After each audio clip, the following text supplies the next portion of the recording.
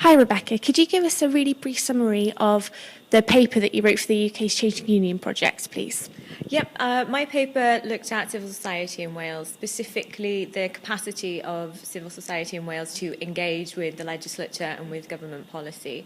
And what I was looking at was whether civil society organisations not only had the right number of people, but the right expertise and the right access to be able to use their expertise and share it in the legislative and policy making process. And what did you find? My research found that actually there are almost two tiers of civil society organisation in Wales. There are organisations that do very well.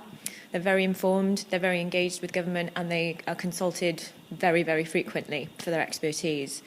There is another tier, however, that struggle quite a lot to engage. They don't really understand how the legislature and the government work. They don't really understand the politics of Wales, and they don't have people in policy roles that know how to sort of get them into that kind of other tier of people that are succeeding and engaging properly.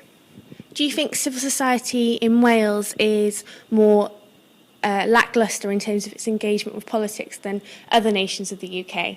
More lacklustre, that's an interesting word. I'm not going to use that word. I think civil society here is less dynamic, yes. But that's because we don't have a great history or tradition of civil society in Wales. You look at Scotland enviously, maybe, for their sort of vibrant civil society. But you've got to remember that they were very, very engaged. Those organisations were extremely engaged in the devolution process way, way before 1999 when the governments took their seats. The Scottish civil society, they had the convention. They worked together quite a lot to develop an inclusive institution. Whereas here in Wales, civil society was very much a kind of delivery operation. So policy would be made in Westminster, and organisations here would implement it, and that was really it. They had no expertise. There was no community of policy expertise here prior to the Assembly. How do you think civil society in Wales is going to evolve as we get further along the path of devolution or as time progresses?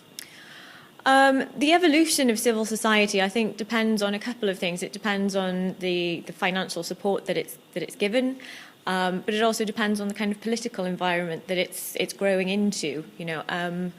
Another thing the research found was that the fact that Labour, is very dominant in Wales. We've had Labour in government in one way or another since devolution happened. And we found that the relationships between people in the policy community working in civil society and the Labour Party mean that, again, that tier I was mentioning earlier, you see a lot more people in that tier that know what they're doing than in the other tier. So you have these close relationships between civil society organisations and government, which is not terribly healthy if those go on over a long period of time without external money coming in to fund other civil society groups, to get different groups being consulted. You kind of lose the plurality that you'd want to see in civil society, and that may lead to a stagnation. We may see less innovation, less kind of creativeness coming out of civil society organisations because they have a relatively cosy relationship with government, and because they don't need to innovate, they don't need to change. I think if we saw changes in the colour of the government maybe here in Wales, we might see some changes in civil society as well. Great, thank you very much, Rebecca.